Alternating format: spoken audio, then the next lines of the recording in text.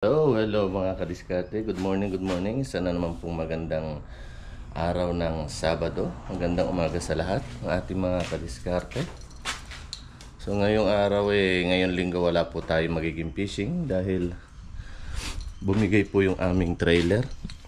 Yan yung mga kikita mga kadiskarte. Nabali na yung aming yung pinaka-chassis ng trailer. Yan, bumigay dahil bulok na rin kasi siya. Ayan, luma na. Kaya itong buong chassis is papalitan natin. So ito yung mga gagamitin natin bago yan. Galvanize na yan, 100 by 50 saka 70. So yan, medyo maganda-ganda na yung ipapalit natin. Papalitan natin itong buo. Yan, kadalawa yung brace na nasa gitna. So kaya wala tayong fishing. Yan, hiniwalay muna namin yung boat sa trailer. Yan, para madali-daling ayusin. Ito yung mga gagamitin natin. Gagamit tayo ng MIG na may gas. Yan, Boswell stainless ang ating gagamitin. Kailangan natin ng mga safety gear. Yan, kasi medyo mabigat yung bakal. Pero gagamit muna tayo nito kahoy para sa ating templates, para hindi tayo magkamali, kamasayang lang. So ito gagamitin natin pang templates. So ayan ang status ng ating boat ngayon. Nakahang pa siya. So umpisahan na po muna natin mga kadiskarte ang paggawa ng templates bago natin isusunod ang bakal.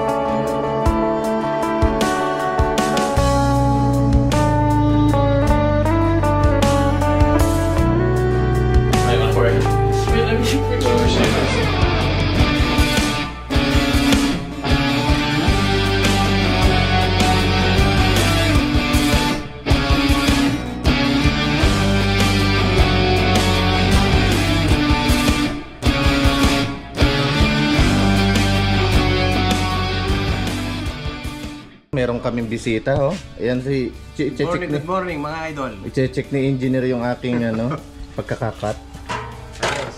Diyan, ayan. We-weldingin namin yung aming trailer.